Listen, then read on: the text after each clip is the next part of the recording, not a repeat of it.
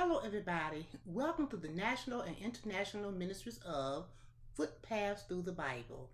And grace be unto you and peace from the Father of our Lord and Savior Jesus Christ. Today, we will be in Matthew chapter 3. It's about John the Baptist, who is the forerunner of Jesus Christ, our King, and how he announces the kingdom of heaven. Amen. And then he baptizes Jesus, which is our King. Now, my brothers and sisters, I hope that you are marking your Bibles up, that you are cross-referencing these other scriptures that I'm giving you. You may not seem like you're growing, but really you are. You're growing in grace and in Christ Jesus, because 2 Timothy 2:15 tells us to study to show ourselves approved unto God, a workman that need not be ashamed, rightly dividing the word of truth. Let's go into Matthew chapter 3 and let's find out how much John the Baptist is like Old Testament Elijah. Good.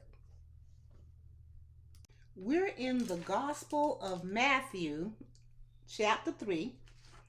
And as I mentioned, we are dealing with John the Baptist, who was the forerunner of Jesus Christ, the King, and how John the Baptist announces the kingdom of heaven and how he baptizes Jesus Christ, the King. Now, let's read Matthew 3, 1, 2, and 3. They said, "In those days came John the Baptist, preaching in the wilderness of Judea, and saying, Repent ye, for the kingdom of heaven is at hand. For this is he that was spoken of by the prophet Isaiah." You can tell this looks like Isaiah. Let's go over here. Isaiah is spelled here, Esaias. But it was spoken by the prophet Isaiah, saying, "The voice of one crying in the wilderness, Prepare ye the way of the Lord, make his path straight." I know you've heard this before. You've heard this particular scripture before. But let's go and find out something. Let's go up here. Now, John the Baptist. Remember, the book of Malachi is the last book in the Old Testament, which is a book just before the book of Matthew, the one that we're in. So this is consistent the way God does things. Malachi 3:1 says, "Behold, I will send a messenger." We understand this is John the Baptist. "And he shall prepare the way before me. And the Lord whom ye seek shall suddenly come to his temple, even the messenger of the covenant." We're going to talk about covenants all the time in the Bible. "Whom ye delight in, behold, he shall come, say the Lord of hosts." They say he is coming. If you want to read, I have the Amplified Bible side by side, so you can read that also. And here we have, let's see. "And he shall," Luke 1:17. I have this twice, but this is what I want to show you first. It says, "He shall come, he shall go before him in the spirit and power of Elias." You can tell this is Elijah. Here it is over here in the Amplified Bible. Okay, he's coming in the spirit and power of Elijah. And we know how Elijah was in the Old Testament. So if this is the case, we're going to find out that if he comes in the power of Old Testament Elijah, he's going to probably look like him. Okay? Isaiah 43, this is where this was pronounced in the Old Testament. "The voice of him that cried in the wilderness again, Prepare ye the way of the Lord, make straight the desert a highway for our God." Amen. Now let's go back to Matthew. Let's read 3:4. Let's read something about John the Baptist. He says, "The same John had his raiment of camel's hair, and a leather girdle about his loins, and his meat was locusts and wild honey." Okay, let's go back and find out some things that they say about Old Testament Elijah. Okay, now this is in 2 Kings 1:8. They describe him. They say this is about Elijah. He said, and they answered to him, he was a hairy man, and girt with a girdle of leather about his loins. And he said, it is Elijah the Tishbite. We're going to find out some things. You might want to read something. We're going to find out some things about him. Also, in the book of Mark, which is dealing with the description also of John the Baptist, said John was clothed with camel's hair, just like we said in this book in Matthew, and with a girdle of a skin about his loins, and he did eat locusts and wild honey. Okay, we're gonna find out he wore a leather. Also, we're gonna understand that just like John the Baptist, he stood up against the kings. Elijah did the same thing. So in 1 King 18:18, they said, and he answered, I have not troubled Israel, but you have, and thy father's house, in that ye have forsaken the commandments of the Lord, and thou hast followed Balaam. So Elijah said this. You know, we're going to find out, if you read the Old Testament, Elijah, his nemesis was King Ahab and his wife Jezebel, that famous Jezebel. Oh my goodness. We're going to find out some things about, you know, I know you've read it, but here he stood up to them, and especially Jezebel did not like him.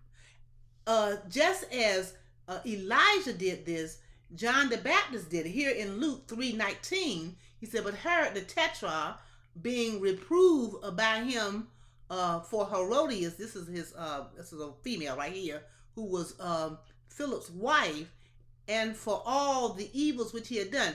I think John the Baptist, this is why John the Baptist got beheaded, because he challenged the leader of his day for living being with his own brother's wife, which was against the law. Okay, and then we understand again that continuing in Malachi 4:6, he said, the heart of the father of the children, and he shall turn the heart of the fathers to the children, and the heart of the children to their father. I love it.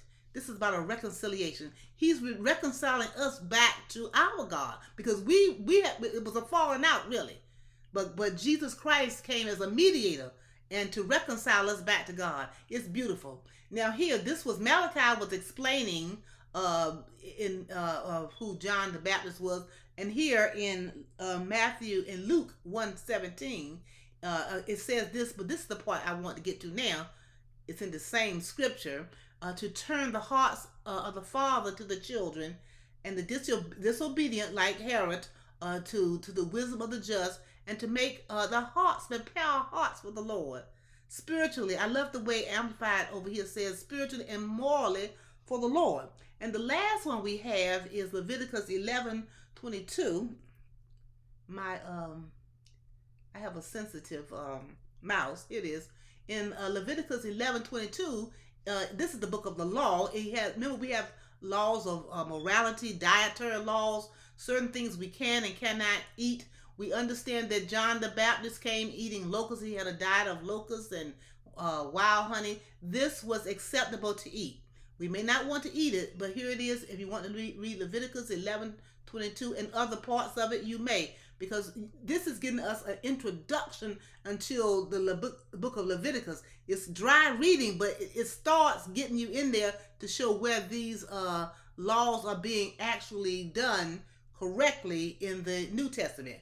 And then I think we're going to get back to Matthew 3. We had 4, because it's going to be 5, 6, and 7.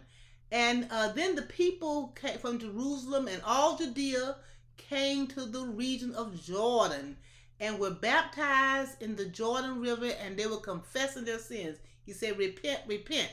But number 7 has something.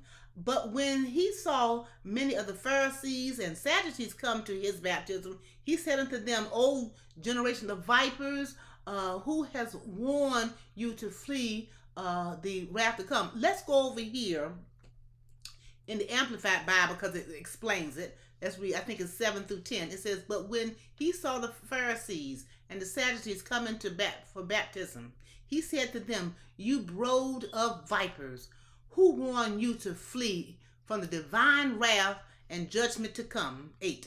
So produce fruit that is consistent with repentance. That means demonstrating new behavior that proves a change of heart and a conscious decision to turn away from sin.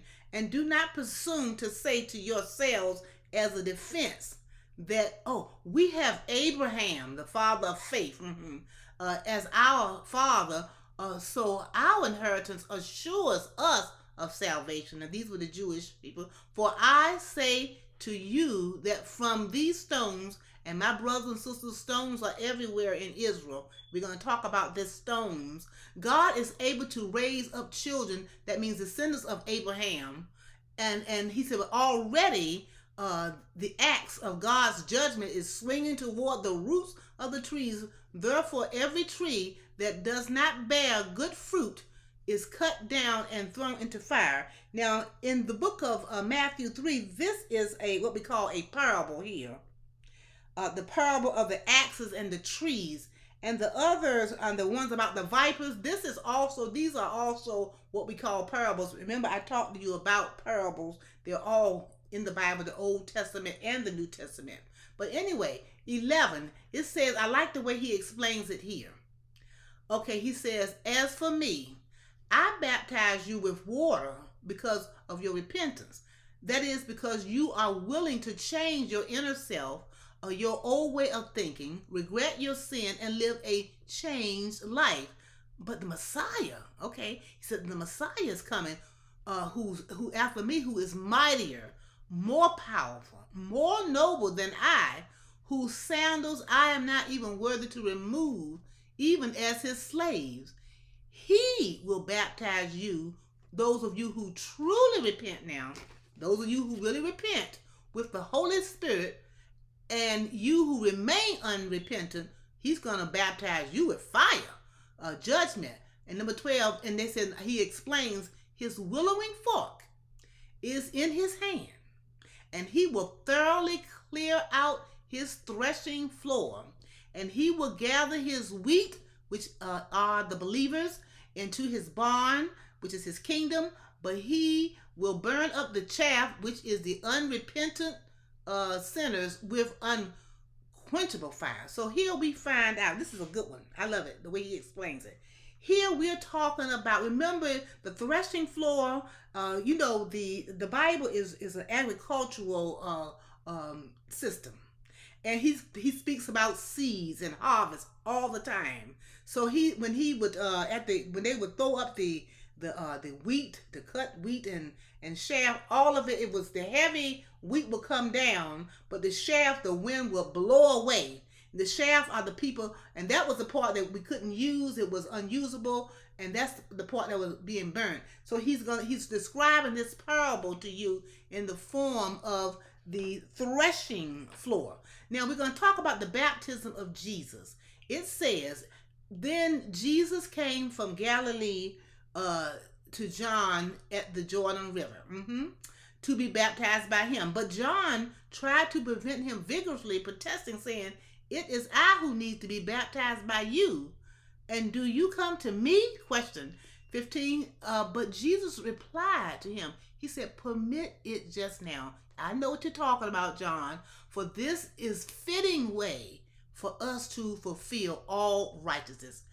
Then John permitted it and baptized him. In 16, after Jesus was baptized, he came up immediately out the water, and behold, the heavens were open, and he, John, saw the Spirit of God descending as a dove, and the dove is a symbol of the Holy Spirit, and lighting on Jesus. And behold, a voice came from where? Heaven. This is the Father speaking. "This is my beloved Son, in whom I am well pleased." So here we have, at the baptism of Jesus, we have God the Father, God the Son, and God the Holy Spirit there, all at the same time. Now let me go back. This is a good one. I love this. This is some good scripture here explaining about the baptism, why it is so important to be baptized. Okay, he says, for For by one Spirit we are all baptized into one body, the body of Christ, whether we be Jews or Gentiles, whether we be bond or free, and have been all made to drink into one Spirit. That's beautiful. And this one, I know you've heard this many times. 2 Corinthians 5:21. For he have made him to be sin for us, who knew no sin. He never sinned, that we might be made the righteousness of God in him. And this is a good one. When you have your baptisms and whatever, and when you are, evangelizing, you're going to always say this many times. It says, don't you know that so many of us, as we were baptized into Jesus Christ, were baptized into his death. This is a very beautiful thing explaining what the baptism is. If Jesus Christ was raised from the dead, and remember, Jesus was baptized too, remember?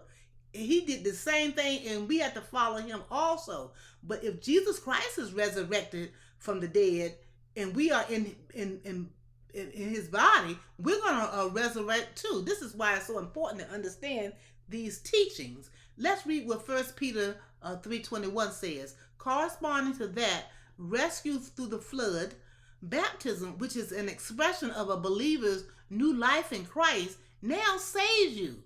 Not by removing dirt from the body, but by an appeal to God for a good, clear conscience. That means demonstrating what you believe to be yours through the resurrection of Jesus Christ.